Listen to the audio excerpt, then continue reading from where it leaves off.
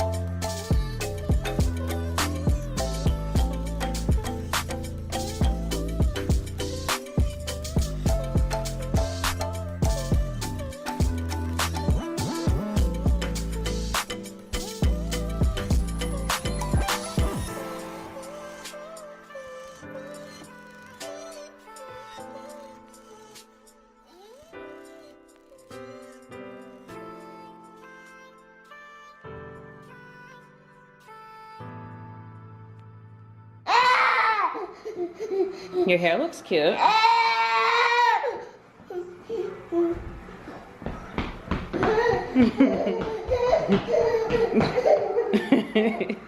I just wanted to get your hair, that's all. Look at that.